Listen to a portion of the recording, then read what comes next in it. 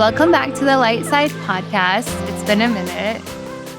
A lot has shifted. And this episode has been on my mind truly since we were packing up to leave California to New York. I am beyond thrilled to introduce a very special guest, someone whose presence and work have deeply impacted me. On a soul level, I'm joined by the luminous, intuitive, and radiant, a woman I had the joy of meeting during our yoga teacher training. Ember is a spiritual advisor, a gifted channel, an incredible mother, a dancer, and a badass yogi. She's truly a force of wisdom and grace. She is an embodiment of alignment, integrity, and clarity. There are few people in the spiritual space that I trust as deeply when it comes to accessing wisdom, the unseen, and soul level truths, and the deeper why behind things. She's my go-to. So in this conversation, you're going to hear from her and explore the Akashic Records and beyond. We're going to dive into what they are, how Ember works with them, and the kinds of profound insight and healing that can come through the readings. Without further ado, I'll pass the mic to Ember to introduce herself, and we'll dive right in. Thank you, Chalet. That was amazing. I think we're done. That's all. Thank you for having me. I appreciate those beautiful words, and it's reflected. I feel the same way about you. We definitely had a connection when we met in Hawaii, and now this lasting friendship. Inspiration is really what I think when I think of you. You gave me the light to help illuminate my past and make sense of all the things I've been doing. So thank you. And I think you're doing that for so many. When people hear your words, when they come to you, and just your own journey, right?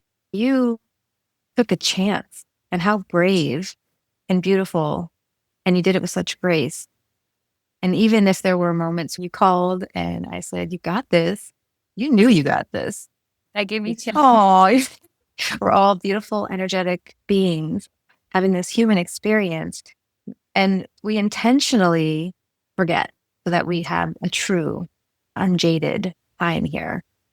But every once in a while, remember our light. And then we go foraging for it, right? We go running to it and we shine even brighter and brighter. It's been beautiful because I noticed that as I do all this work and I do all this healing, I'm not trying to heal others. I'm just healing myself. And as I illuminate and shine brighter, I am an example to others.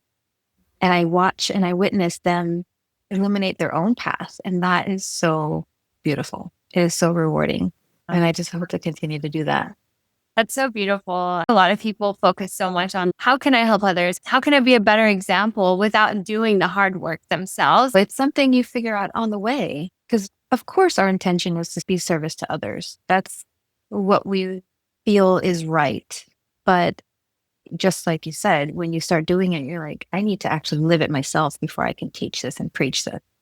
Yeah. And a big reminder is that this life is for us. We are creating our reality for our own journey, experience, and evolution.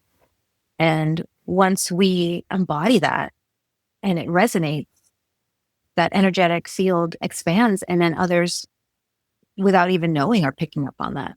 And initially, I was like, I need to help others. I have information that they need to hear. And as I was going in the record and getting my records read a lot during the certification program, I kept hearing, you need to heal. I'm like, I'm fine. What are you talking about? You need to heal yourself. I didn't understand.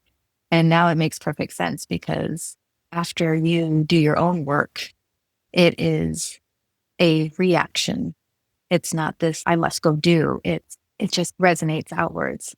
I love that. And speaking of records, that's a great segue to explain to listeners what the Akashic Records are, how they work. There's a lot of common beliefs that maybe we can demystify.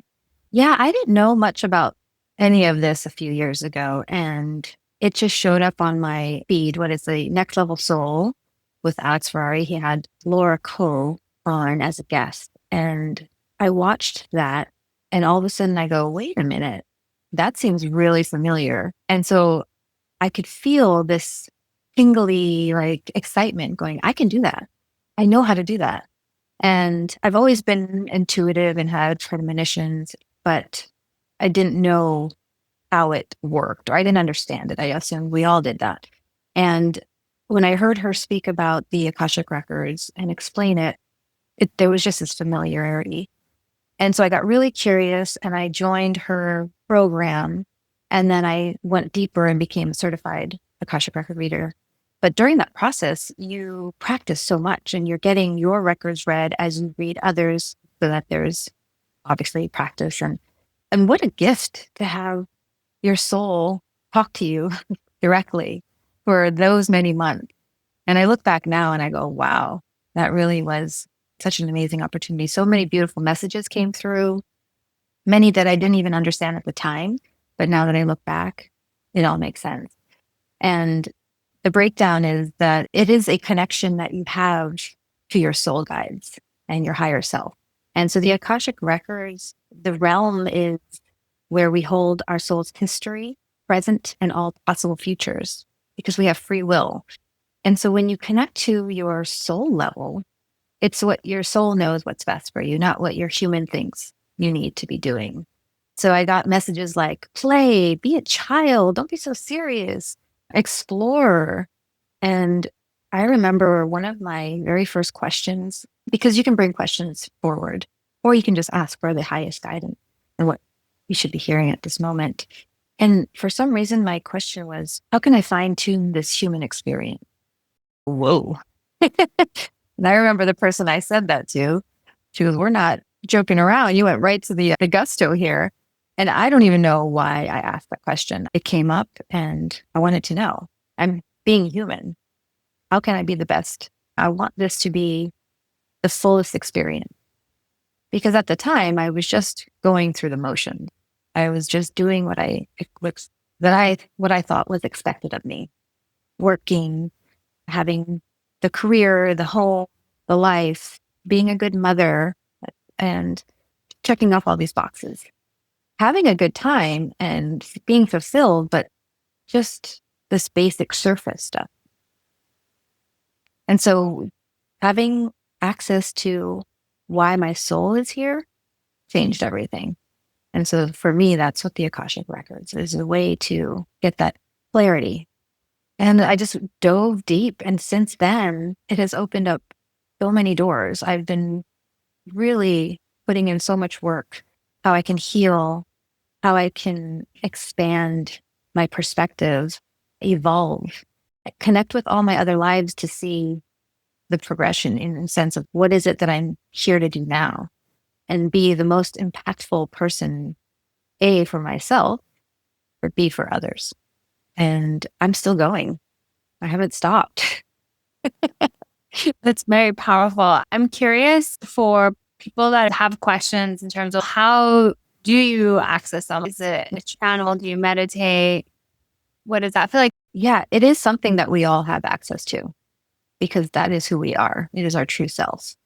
And so, like I said earlier, we come in with this, like behind the veil, right? We're blinded and we're blocked from remembering in order to have a true experience. But when you start to realize who you truly are, that you're this energetic being having a human experience, you treat it with less pressure. You're here to explore and have fun and experience and then evolve. That's the game. And so through tapping in, so for me, we'll call it meditation. I find a zone and connect with this space. And it's different for everybody. Some people hear voices or spirit guides. They hear things audible. Others see a visual picture in front of them, like a movie playing. For me, it's just knowing. And that was actually pretty difficult in the beginning for me to differentiate if it's me or if it's my soul, the soul guides, this higher essence. And now that I've gotten more comfortable with it and you just let go and trust, it's definitely more fluid. The information comes in and I don't doubt myself and I get out of the way. And that's key because we are standing in our way. Our human ego is like big and bulky in that sense and blocking. And so if we could just go, just a little bit to the right, please, or a little couple inches to the left, so you feel it.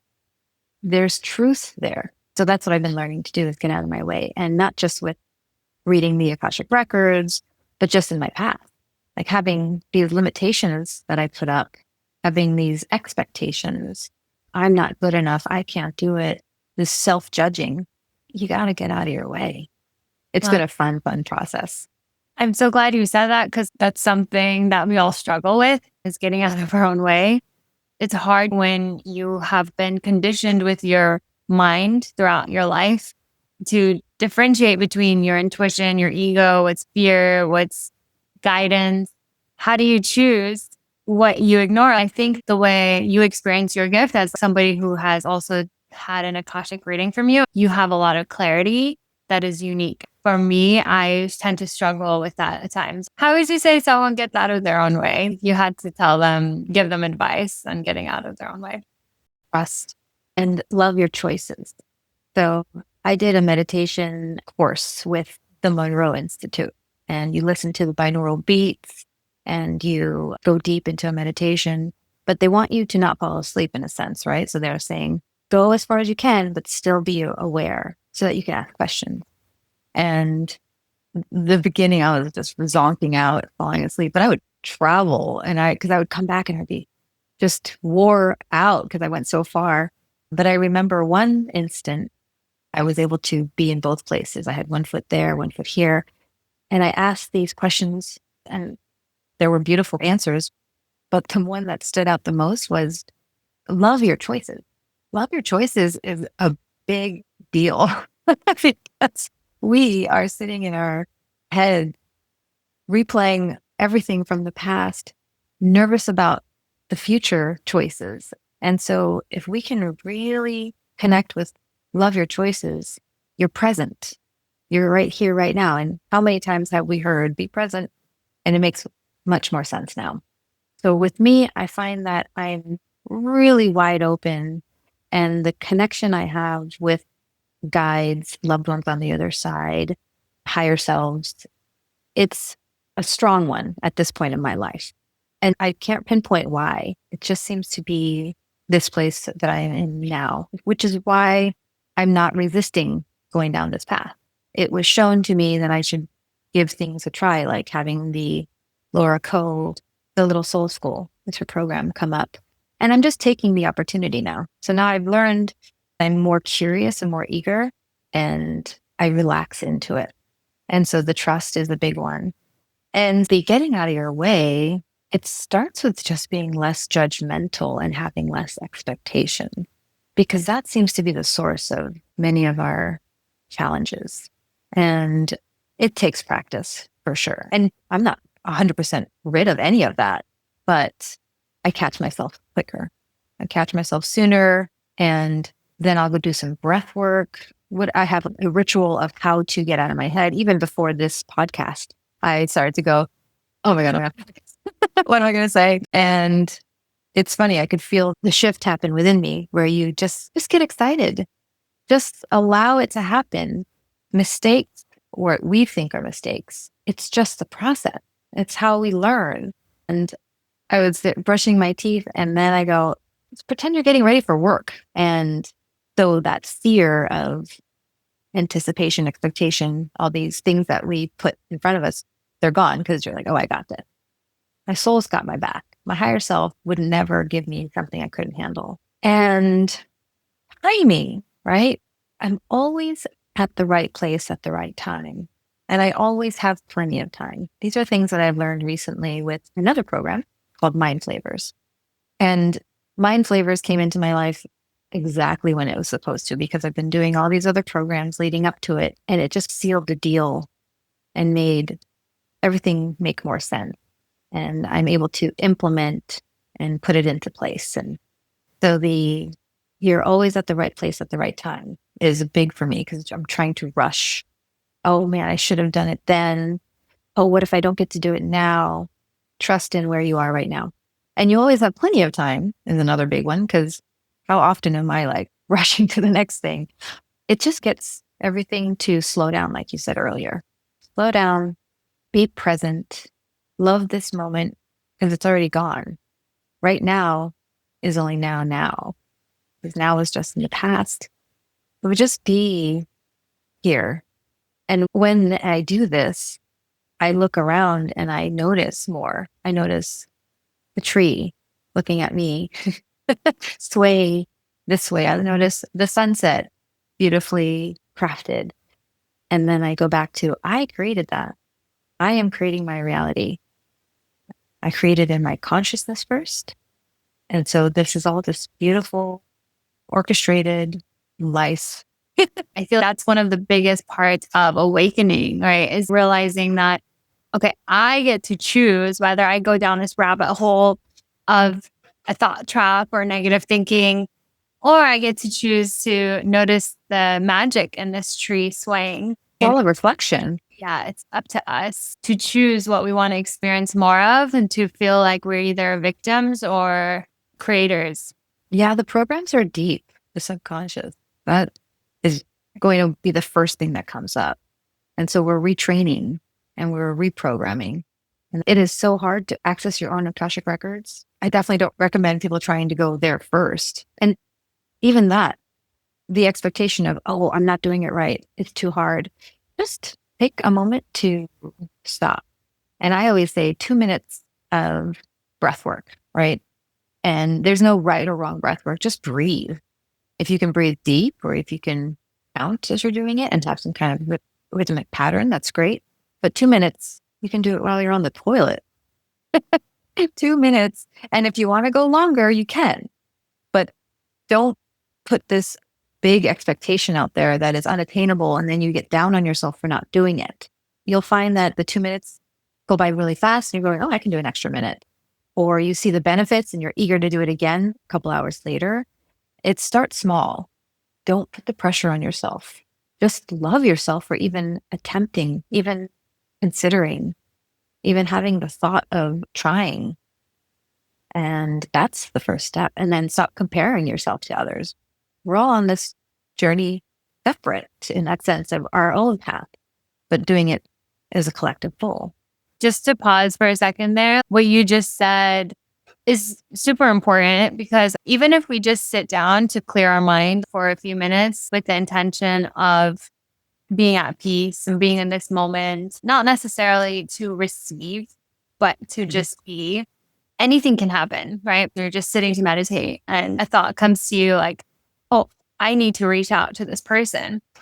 And when you do, it leads to something that's pivotal to you and your journey. And just having those moments can guide our next step.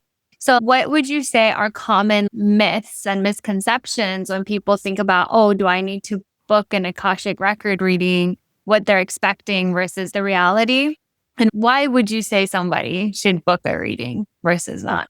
I think the misconception is that it's a psychic reading. They are going to be told what they need to do, and they're going to get these answers that they've been pondering, right? Should I move? Should I leave my partner? And what I've noticed is that they want like a yes or no answered. And there is no right or wrong on the other side, on the soul level. There are no yes or no questions answered. And let's say, for example, someone says, when am I going to find my husband, my perfect partner? We will reword it to say, are there any blocks? And if so, what are they that prevent me from finding romantic love? So you've now switched it to say, how am I in my own way? What is going on here? So it broadens the realm.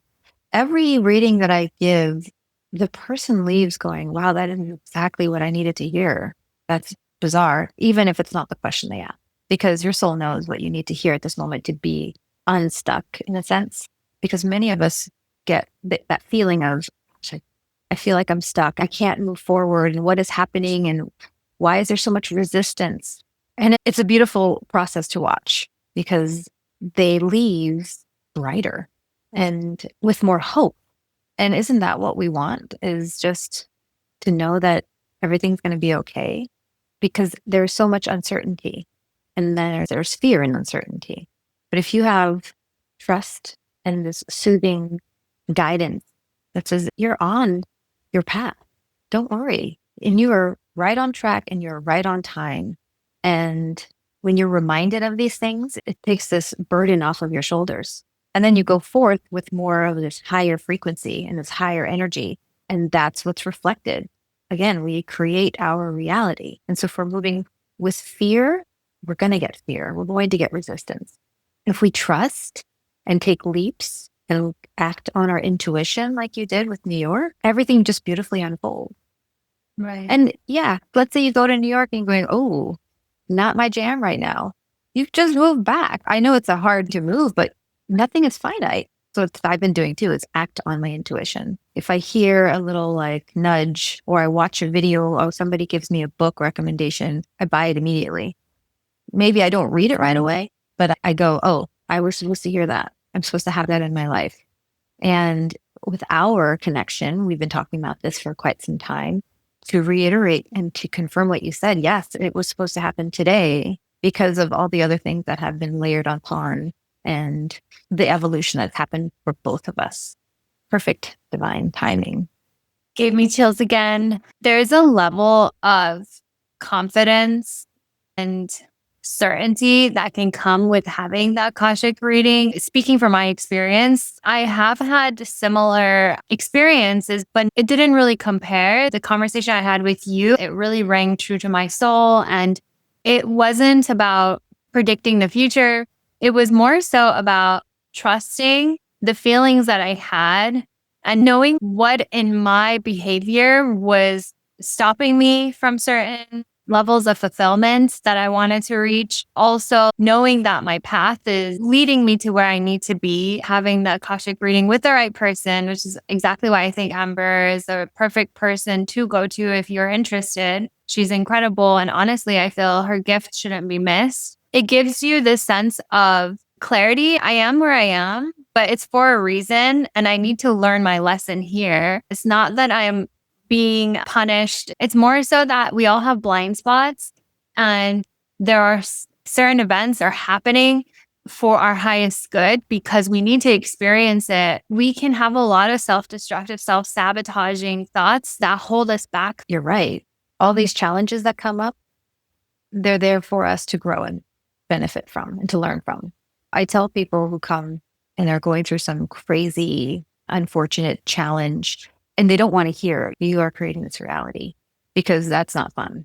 But it's there for a reason. And it is for your highest good. If you can stop being the victim, step back and go, okay, let's figure this out.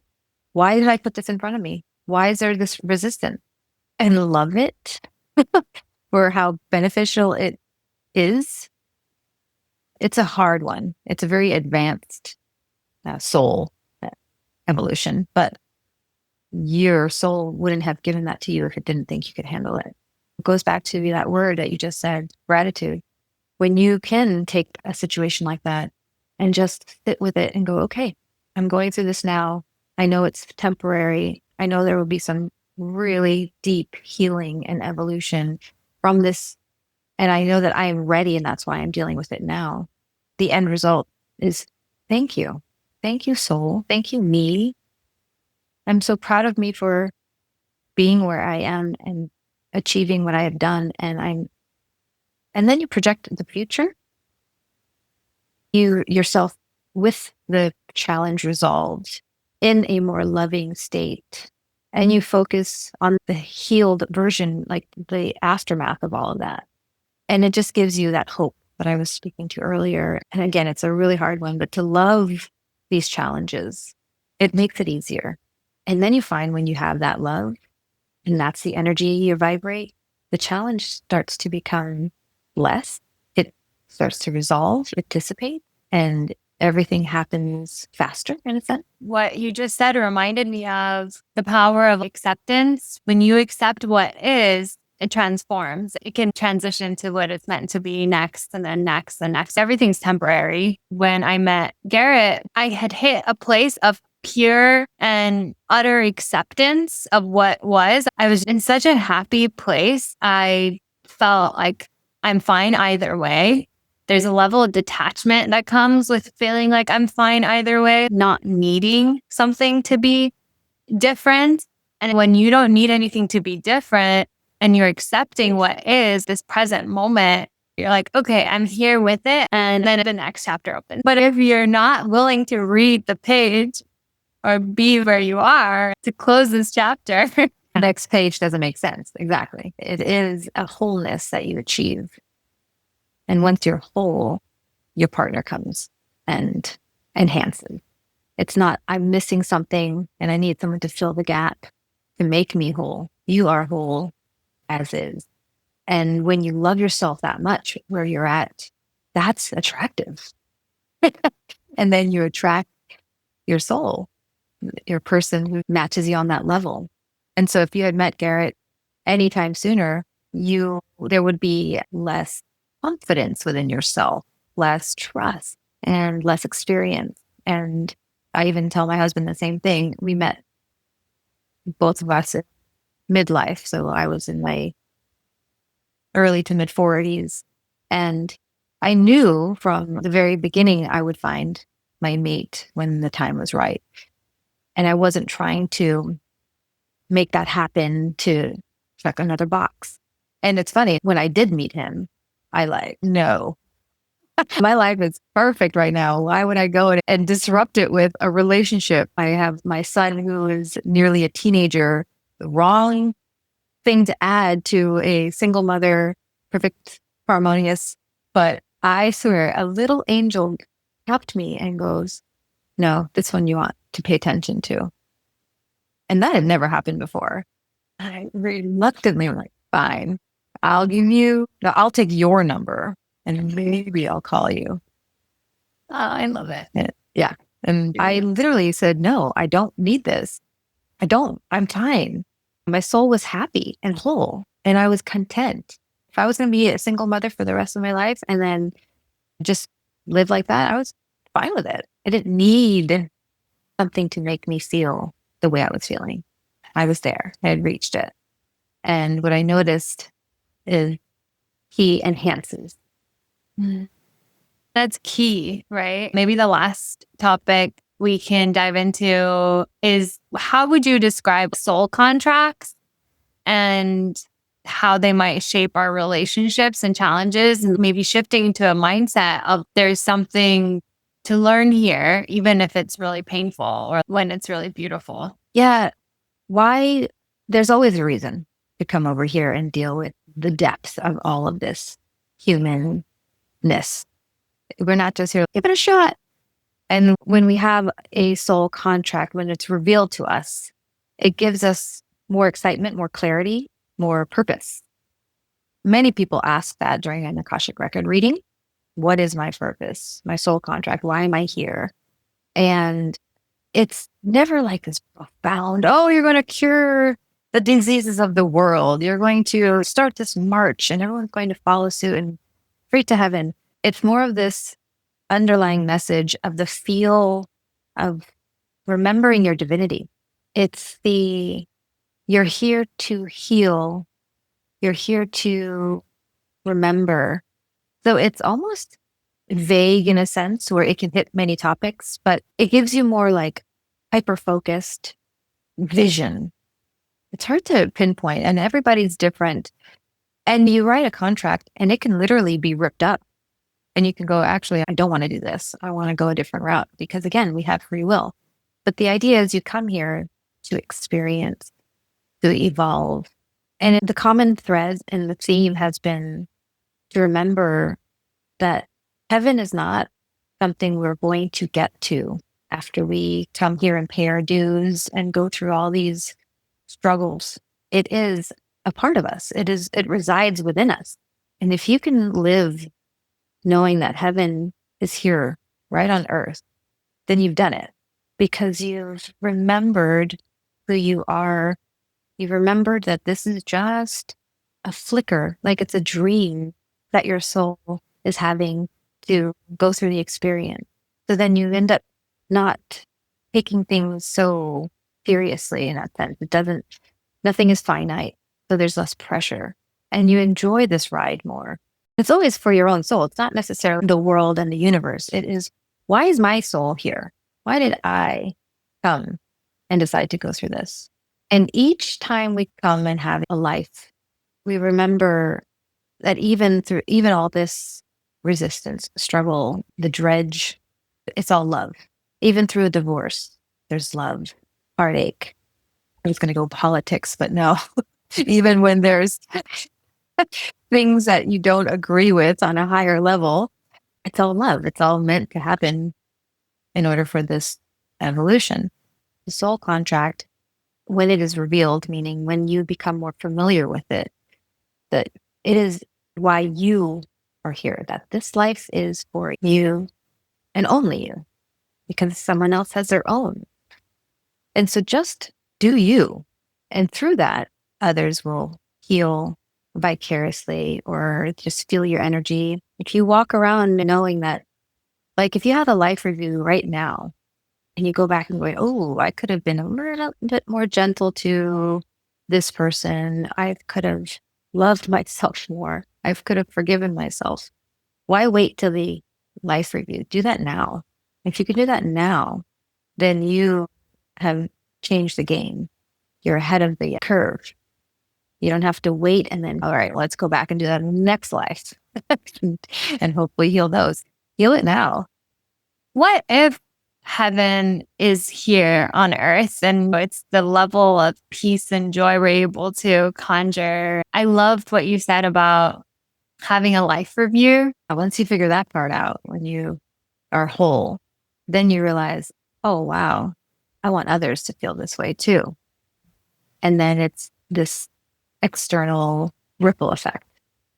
I went to work a couple weeks ago and my perspective has changed since all of this has been going on.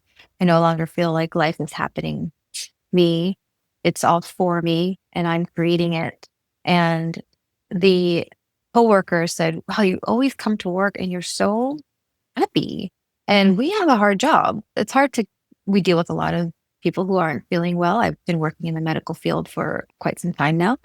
And so you deal with illness and heartache and loss and challenges. And I used to let it get to me, but I realized that it's perspective.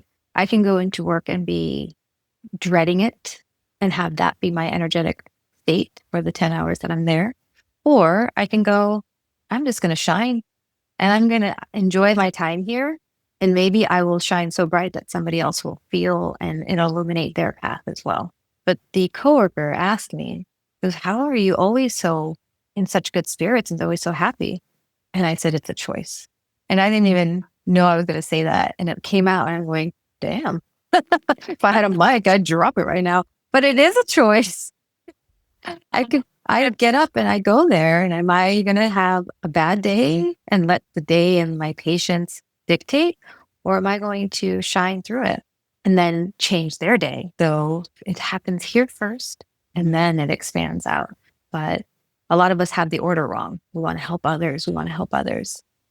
Help yourself first. And through that, others will heal. Beautiful. I wanted to touch on that one thing you said about our loved ones on the other side. That's literally their role now, to support. This is a hard path that we have chosen to come and be human and to go through this experience. We cannot do it alone. So you always have a supportive group, our higher selves, our guides, our loved ones. And so it's helpful to have a point of reference on the other side to start the conversation. For me, it's my parents. I talk with them every hour. I refer to them like they're here next to me, and which they are. And if you can convince yourself, in a sense, to trust that, to know it is real, it takes the pressure off of you and you don't feel alone. Because that's a big thing that's going on, is a lot of us feel alone, that it's a solo task. They feel separated. Having a family to rely on, and they have the edge, right? They're on the other side. They're not dealing with the human stuff. Because it's hard to just go, oh, my higher self, or my guides. It's the idea of them. But if you have a loved one on the other side, you remember You can put a face to the name. You have a connection that's been established before that you can refer to. So it strengthens that bond. So start there. Call upon them to help. They are already helping, and they love hearing their name. They love the energetic exchange. That's so profound. It just shows how powerful unconditional love that our Creator has gifted us is that we may not even know who's helping us. And that's why it's so important to be a good human and to love each other and to care genuinely for one another. You never know where that love and guidance for you is coming from. It could be your parents, your grandparents, but it could also be souls that just love you. 100%. Yeah. It's so hard to, I feel like, wrap our minds around that sometimes in this day and age where so much is about war and individualistic accomplishments. I feel like our society can turn us on one another. That is 100%. If you strip away the exterior, right? The skin, the belief systems, the religion, what's left is just this light being, this soul. And if we look at each other soul to soul, this soul has decided to come and experience human life, experience all these challenges. You become more proud of each other for, wow, you decided to come out here too and take on all this. And you decided that you are going to evolve and the end result is more love. Like you wanted to feel more love. So you came here and went through all of this. And so if we look at each other in that sense of more pride and more love for wanting to love more, it's just beautiful. What the external has done is judge, right? We are judging others because of the difference. We're comparing, then we judge ourselves. And so what it boils down to is we should also be very proud of ourselves because we too have come out of this pure love state to confuse ourselves in order to journey here. And we've taken on a lot. The end result is we're all going to go, no matter what you believe in, we all go to the same place, and that's where we're from. And when we're there, it's like this camaraderie, right? We're all like, oh yeah, we're all love. It's obvious. When we're here, we can remember that. Then we have more love for ourselves. We have more love for each other. And then we can just start shifting everything. It's not too big of a challenge to start within us and then having it ripple out. I hope that whoever's listening, you're able to remember and keep in mind that you're not alone. Find something that you can lean on, whether it's praying, meditating, speaking a mantra, speaking an affirmation, calling on a name that gives you comfort, and believe that. Yeah, safety, right? You hit it right on the nose. We want to feel safe. We want to feel protected. This is a scary world. And when we watch the media, it just fills us with more fear. And it's really important to remember that what you're feeling is energetically what is being put out. Even on a biological level, our emotions are literally what run the show in our bodies.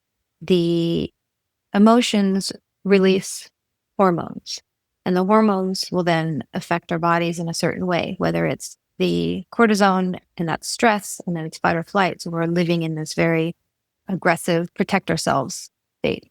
Or then you release the other hormones that will be more like rest and digest, and you're in a parasympathetic state, and everything's calm and it's regenerating and it's more of a homeostasis place. That's where you want to live. You want to live with things in balance, and feeling safe makes you feel balanced. Knowing that you're loved keeps you in balance. And what they say is be aligned, right? You want to feel like you're aligned. That's the same thing, is to see what's going on in your thoughts. Pay attention to that and soothe. It's hard. Our brains, like 60, 70,000 thoughts a day, something ridiculous. And they're geared more towards the negative and the fear. That's what our cells will regenerate on. If we give it more love and more comfort, safety, it's forgiveness is key. Not just forgiving others, but forgive yourself. Forgive yourself because we are our worst critic. And if we go back to knowing that everything has happened for a reason and we're full of our choices and we're exactly where we're supposed to be, it creates this comforting hug around us, which then is safety. And it's all tied together. But to just have a emotionally regulated core, and that's why I promote breathwork, because it's amazing how quickly you can shift with breathwork. And having gratitude, if we can focus on all the things that we have plenty and no lack. So with you walking through the streets of New York, feeling secure, feeling high vibration, that's what's reflected.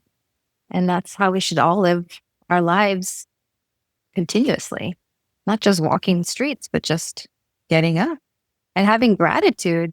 So much abundance, right? I'm just so amazed by how abundant nature is, right? And I feel like it's a reflection of everything else in life, right? Why can't the abundance in nature also be reflected in our lives? And the only reason why it doesn't is because we don't believe it. It's not within our minds or within the realm of possibilities, right? We don't think it's possible for us and it doesn't happen for us. And I think the beauty that comes with doing the healing work, taking that time to write down and express yourself and then sit through it and breathe through it. I just want to reiterate that sometimes we do need a boost. We need someone to talk to. We need someone like a spiritual advisor like Ember and do a reading. Tell us what is blocking us. And then that can be opening the floodgates for so many other things. Similar to you, I've done many different things, whether it's reading a book that changed my mind about something to then it leading me to talk to somebody, doing hypnosis, tapping, going to yoga teacher training. A variety of experiences make us who we are. And so it's like being open to that requires a level of trust and choosing to do that for yourself and investing in yourself. Before we go into the closing, I want to share a book that came to my mind, and maybe you can share books that you'd recommend for people to read. I can link them in the show notes. For me, earlier in our conversation, Many Lives, Many Masters kept popping in my mind by Dr. Brian Weiss. That was one of the first books that I read back in 2013 that really shifted my mind. It took a lot for me to recalibrate and be like, okay, whoa, it just resonated so deeply. And then it led me to read a lot of other books that just kept building on the perception that I have today and how I live my life. What books would you suggest? I think you suggested that for me last year and I read it and I loved it. I'm glad you loved it. Let's see, I was just looking at my audiobook library. The most recent one I finished was Becoming Nobody by Ram Dass. And I loved that one.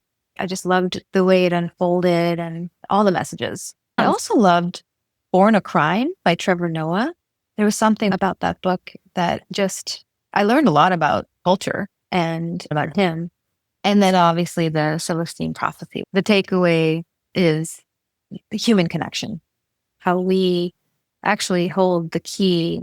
Have you seen The Secret? That same idea that we are these powerful beings and we are creating this reality. And society does not want us to know this because they benefit from us not knowing. And when we can take back our control, everything just becomes easier, more fun, more exciting. I feel like we can have this conversation for hours. How can people work with you? I have a website, emberpaige.com, and I also have an Instagram. These are all new to me. Ember Remembers. It'll be linked down below. Like and subscribe, right? Isn't that what you're supposed to say?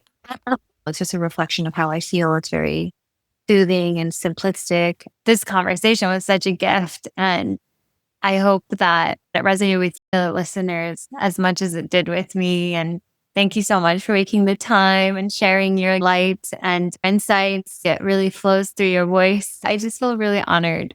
Don't forget to thank yourself, Oh, thank you. because you should be so proud of what you have accomplished. You're doing beautiful things and others are benefiting, but you're creating this. Thank you. I appreciate it. I'll link Ember's details in the show notes. I hope you get the chance to work with her. The beauty of meeting someone in tune, connected, clear, and wise is that it can ignite that flame within you to also seek that connection. Very confusing way of saying it, but thank you so much. But that's you nailed it, because the ember, right? The spark. Yes. I can illuminate the light that's within you. I love that. See, unintentional synchronicity. Thank you all for listening and tuning into the light side. Until next time.